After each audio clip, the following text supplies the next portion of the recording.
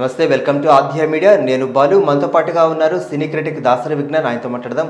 Hi Vignan. Hi. So Adipurush నిన్న ఈవెంట్లో ఏదైతే ఉందో డైరెక్టర్ ఒక ప్రధానంగా ఒక రెండు విషయాలు చెప్పారు. అందులో ఒకటి ఏంటంటే ప్రతి థియేటర్లో కూడా థియేటర్ యాజమాన్యాలు కావచ్చు, డిస్ట్రిబ్యూటర్స్ కావచ్చు, ఒక విజ్ఞప్తి ఒక చిన్న విజ్ఞప్తిలాగా అందరినీ కోరారు. ఏంటంటే ప్రతి థియేటర్లో అంటే రాముడు గురించి ఎక్కడైనా కథ జరుగుతుంటే అక్కడికి హనుమంతుల వారు వచ్చి కూర్చొని ఆ రాముల వారి కథ వింటారు అని చెప్పేసి వాళ్ళ అమ్మగారు చెప్పారని చెప్పేసి ఆయన చెప్పి ప్రతి థియేటర్లో కూడాను ఒక ప్లేస్, ఒక సీట్ ఖాళీగా ఉంచమని చెప్పేసి ఆడియన్స్ని కావచ్చు, లేకపోతే థియేటర్ యాజమాన్యాలు, డిస్ట్రిబ్యూటర్స్ని కోరారు.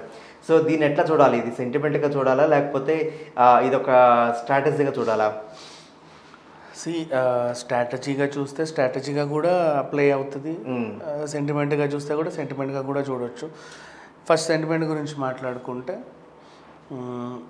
వీళ్ళు ఎప్పుడైతే ఈవెంట్కి చిన్నజీయర్ స్వామి గారిని పిలవడం, నెక్స్ట్ తిరుపతిలో చేయడం, అండ్ అలాగే ప్రేక్షకులకు కూడా అయోధ్య, మిథిల అండ్ పంచవటి, కిష్కింధాని విభజించడం, ఇవన్నీ మనం చూసాం కాబట్టి పద్ధతిగానే జరిగింది. ఈవెన్ లక్ష్మణ రేఖను గీసేసి స్టేజ్ పైన వాళ్ళు మీరు ఎప్పుడైనా లక్ష్మణ రేఖ దాటారా ఇట్లాంటిది కొన్ని అడగడం, అంటే రామాయణం చూసి చాలామంది చాలా విషయాలు నేర్చుకోవాలి అని ఇంతకుముందు అంటారు కదా. అవును. బేసిక్గా మీకు ఏదన్నా ఒక మంచి భర్త ఎలా ఉండాలి, ఒక మంచి భార్య ఎలా ఉండాలి, ఒక ఫ్యామిలీలు ఎలా ఉండాలి, తండ్రితో ఎలా ఉండాలి, తండ్రి మాట జవదాటకుండా పిల్లలు ఎలా పెరగాలి, అండ్ అన్నతమ్ముల రిలేషన్ ఎలా ఉండాలి, ఇట్లాంటి చాలా చాలా విషయాలు, అంటే జీవితానికి రెగ్యులర్ మన జీవితాలకు సంబంధించిన ఎన్నో విషయాలు కూడా చాలామంది ఏం చెప్తారంటే రామాయణం చూసి నేర్చుకోండి అవును అట్లా అంటారు. ఇప్పుడు మామూలుగా ఒక పిల్లోడు చాలా బాగున్నా కూడా రాముడు మంచి బాలుడు అంటాడు. అవును.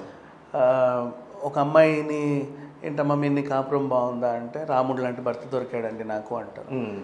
సో ఇట్లా ప్రతిసారి మనము మాట్లాడుతూనే ఉంటాం. అండ్ రెండోది జై శ్రీరామ్ అనేది కూడా ఒక ఇది అయిపోయింది. నిన్న మెయిన్గా అదే పెద్దగా ప్రతి ఒక్కరు జై శ్రీరామ్ జై శ్రీరామ్ అనడం వాళ్ళందరూ అది.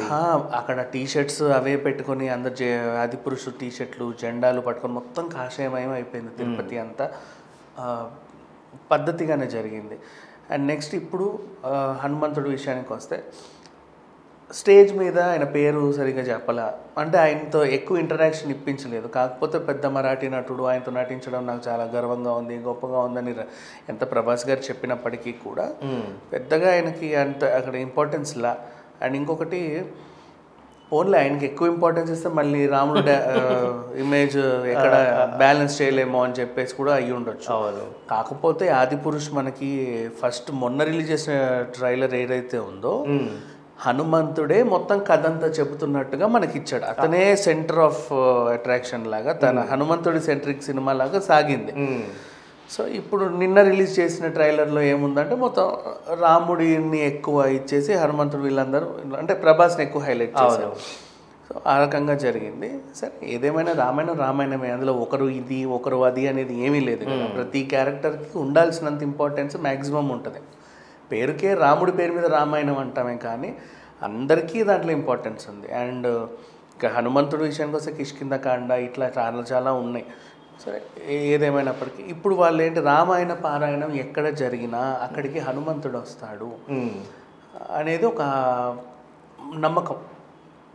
సో ఆ నమ్మకాన్ని కూడా వీళ్ళు ప్రేక్షకులకి చెప్పి, అంటే సీరియస్లీ ఇప్పుడు ఆదిపురుష్ టీం కనుక ఎక్కడ రామాయణ పారాయణం జరిగినా హనుమంతుడు అక్కడ ఉంటాడు అనే విషయం వీళ్ళు చెప్పారు కాబట్టి చాలామందికి తెలిసింది. ఒకప్పుడు పురాణాలను ఫాలో అయ్యేవాళ్ళు, ఎక్కువ భక్తి ఛానల్స్ చూసేవాళ్ళు, రామాయణం గురించి తెలిసిన వాళ్ళు మన పెద్దవాళ్ళు తప్ప ఈ మధ్య ఈ జనరేషన్ ఈ 2090s ఈ జనరేషన్లో ఎక్కువ మంది నాకు తెలిసి ఒప్పుకోవాలి, ఎక్కువ మందికి ఇట్లాంటివి తెలియదు కదా. ఇప్పుడు రీచబిలిటీ పెరుగుతుంది, విషయం తెలుసు. ఈవెన్ శ్రీరామనవమికి కూడా ప్రతి ఇంట్లో పూజ చేసేటప్పుడు ఒక పీట అక్కడ పక్కనే వేసేవాళ్ళు అప్పట్లో. అంటే అంటే ఇప్పుడు ఎవరో ఒక పెద్ద పురోహితుని తీసుకొచ్చి రామాయణం కథ చెప్పిస్తారు. అప్పుడు అతను కథ చెప్తా ఉంటే అక్కడ ఒక పీట వేస్తారు, అలంకరించి పూలు పెట్టి అలంకరించి ఒక పీట. అంటే వీళ్ళంతా కిందే కూర్చుంటారు కాబట్టి సపరేట్గా అలంకరించి ఒక పీట అట్ల పక్కనే వేస్తారు. ఎందుకంటే హనుమంతుల వారు వచ్చి కూడా అక్కడ కూర్చొని కథ వింటారు అనేది ఒక ఇది. సో ఇప్పుడు ఇక్కడ కూడా ఆదిపురుషు ఈ సినిమాని ప్రతి థియేటర్లో ఒక సీట్ ఖాళీగా ఉంచుతాము. ఆ సీట్లో అదేంటి హనుమంతుల వారికి అది ఆయన వచ్చి రామాయణం ఇది చూస్తారనేది మా నమ్మకం. అందుకే ప్రతి థియేటర్లోనూ ఒక సీట్ని ఇలా చేశామని చెప్పారు. ఇట్లాంటి స్ట్రాటజీస్ ఇంతకు ముందు మనకి చాలా సినిమాలలో ఉన్నాయి. ఇప్పుడు స్ట్రాటజీ లాగా మాట్లాడుకుంటే ఇన్ కేస్ ఒకప్పుడు మనకి ఇప్పుడు ఆహ్వానం లాంటివో, లేకపోతే మావిడాకులు లాంటివో, లేక మావి చిగురు లాంటివో, లేకపోతే పవిత్ర బంధం ఇట్లాంటి సినిమాలు ఉన్నప్పుడు వీళ్ళు ఏం చేశారంటే పసుపు కుంకుమ ఇచ్చేవాళ్ళు థియేటర్లో. ఆడవాళ్ళకి మాతృదేవ సినిమాకి అప్పుడే కర్చీఫ్లు ఇచ్చారు, రకరకాలు. మళ్ళీ సెంటిమెంట్ సినిమాలు వెళ్ళినప్పుడు గోరింటాకు, లేకపోతే పుట్టింటికి రాచెల్లి, అప్పట్లో ఈ ముత్యాల సుబ్బయ్య, కోడి రామకృష్ణ గారు ఇట్లాంటి వాళ్ళు ఇవన్నీ ఎక్కువ చేసేవారు స్ట్రాటజీ పరంగా. ఈవెన్ ఇట్లాంటి సినిమాలు రిలీజ్ అయినప్పుడు వాళ్ళందరికీ కర్చీఫ్లు, లేకపోతే ఇంకేదో కొంతమంది కానుకలు ఇచ్చేవాళ్ళు. జస్ట్ అందరికీ ఊరికే మీరు వచ్చి రావడాలు ఇచ్చేవాళ్ళు, రండి మమ్మల్ని ఆశీర్వదించండి, ఈ సినిమాని ఎంజాయ్ చేయండి అన్నట్టుగా. వాళ్ళు కూడా దాన్ని పలానా సినిమాకి వెళ్ళి ఇది మాకు ఇచ్చారని దాచుకుంటారు బాగా. అదొక గుర్తు వాళ్ళకి. అంటే టికెట్ కొన్నంత ఫీల్ కూడా అవ్వరు.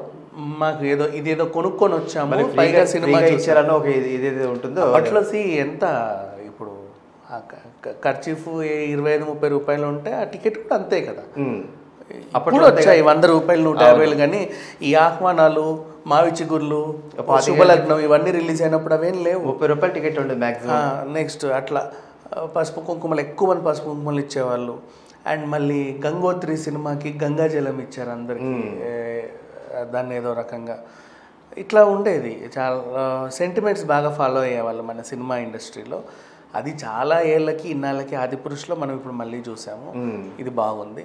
అండ్ ఇప్పుడు హనుమంతుడికి ఒక సీట్ అనేది కేటాయించడం ఈ జనరేషన్ వాళ్ళకి వీళ్ళు చెప్పాలనుకోవడం మాత్రం మనం అప్రిషియేట్ చేయాల్సిన అంశమే. అండ్ అసలు విషయం నచ్చింది ఏంటంటే హనుమంతు నుంచి కంపేర్ చేస్తే హనుమాన్ సినిమా టీజర్ లాంచ్ అప్పుడు ఆ పిల్లలందరూ చెప్పులు లేకుండా స్టేజ్ పైకి ఎక్కడం మనం చూసాం. వీళ్ళ డెడికేషన్ ఎలా ఉందో అని. అప్పటి నుంచి నేను ఆదిపురుష్ కూడా చూస్తున్నా ఏం జరుగుద్దా అని. వీళ్ళు కూడా పాపం అందరూ ఓ పక్కన చెప్పులు ఇప్పేసి చాలా పవిత్రంగా దాన్ని ఈవెంట్ని కంప్లీట్ చేయడానికి ట్రై చేశారు. సో ఈ విషయంలో కూడా అప్రిషియేట్ చేయాలి. సో ఎంత కాదన్నా సరే ఇప్పుడు వీళ్ళు తీసుకొచ్చిన హనుమంతుడి సీట్ ఏదైతే ఉందో ఇది జనాల్లో ఒక మంచి క్యూరియాసిటీని క్రియేట్ చేయడమే కాకుండా గొడవలు జరగకుండా చాలు. ఎందుకంటే ఆ సీట్ పక్కనే నాకు కావాలి ఇప్పుడు అదే పెద్ద మిస్టరీ. ఇప్పుడు సీరియస్లీ దాన్ని కాపాడుకోవడం కోసం మళ్ళీ బౌన్సర్స్ ని పార్షల్స్ ని పెట్టాల్సి వస్తుంది ఇప్పుడు. బికాస్ ఇప్పుడు ఆ సీట్ పక్కన నాదే, ఆ సీట్ పక్కన పక్కన కూర్చున్న ఫీలింగ్ ఉంటుంది కదా. ఎగ్జాక్ట్లీ. దాన్ని మరి ఎంతవరకు వీళ్ళు ఏం చేస్తారనేది చూడాలి.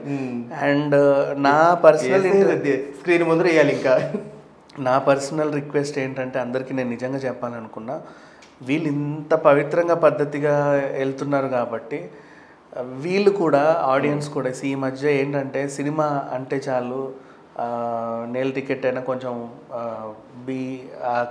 అక్కడ కూర్చునే వాళ్ళందరూ ఇంతమంది తాగి రావడం, ముక్కలు నమ్ములతో రావడం, ఇంటర్వెల్లో వెళ్ళి సిగరెట్లు తాగడం ఇవన్నీ చేస్తూ ఉంటారు. జస్ట్ ఈ ఒక్క సినిమాకి మాత్రం ఆ 2 గంటలు తాగకపోతే చచ్చిపోరు కదా జీవితంలో. అంటే ఆ ఒక్క విషయంలో మాత్రం అంటే మరీ చేయకుండా. ఎందుకంటే థియేటర్లోనే హనుమంతుడు ఉన్నాడు అనే ఒక ఫీల్ మనకి క్రియేట్ చేసినప్పుడు, అంటే థియేటర్లోనే అంటే గుడికి వెళ్ళిన ఫీలింగ్ వచ్చింది ఇప్పుడు మనకి. అట్లాంటి టైంలో మీరు పద్ధతిగా గుళ్ళకి ఎలా వెళ్తారో అదే రకంగా కూర్చుంటే బాగుంటుంది. అండ్ ఇంకా నిజం చెప్పాలి, హనుమంతుడి సీటు పక్కన కూర్చున్న వాళ్ళు కొట్లాడుకోకుండా రాస్తారు, వెనక వాళ్ళు సీట్లపై కాళ్ళు పెట్టకండి అని మనకు రాస్తూ ఉంటారు కదా. వాళ్ళు కూడా కొంచెం చెప్పులు వేసుకోకుండా ఆ సీటు వెనకాల కొంచెం పవిత్రంగా కూర్చుంటే కొంచెం బాగుంటుంది. ఎందుకంటే వీళ్ళు చెప్పారు కాబట్టి. ఇప్పుడు వీళ్ళు అనౌన్స్ చేసిన తర్వాత భక్తిభావం వచ్చింది. ఆ భక్తిభావాన్ని కాపాడుకునే ఇది కూడా మనకు ఉంటుంది. సో ఈ అనౌన్స్మెంట్ సీనియర్ సిటిజన్స్ కూడా థియేటర్స్కి రావడానికి ఏదైనా అవకాశం ఉందా? వస్తారు. రామాయణం ఎప్పుడైనా ఎవరైనా చూడడానికి ఇంట్రెస్ట్. సీనియర్ సిటిజన్స్ ఎందుకు వస్తారంటే వాళ్ళ మనవళ్ళని తీసుకొచ్చి ఎవరే వెదవరా కూర్చో ఇది కదా చూడు అంటే ఇంట్లో చెప్తే విని చావాలి కదా. వీళ్ళకి అంటే ప్రభాస్ చెప్తే వింటారు. ఎన్టీ రామారావుని ఏఎన్ఆర్లను చూపించేసి ఇదిగో రాముడు సీత అంటే వాళ్ళు ఏంటో ఇట్లా ఉంటారు. అదే వీళ్ళు నీట్గా ఇప్పుడు ప్రభాస్ని, కృతి సనన్ని చూడండి అని అంటే వీళ్ళకి ఒక అది కూడా వస్తుంది. సో ఆ రకంగానన్నా రామాయణాన్ని వంట పట్టించుకుంటారు. రైట్. Thank you. సో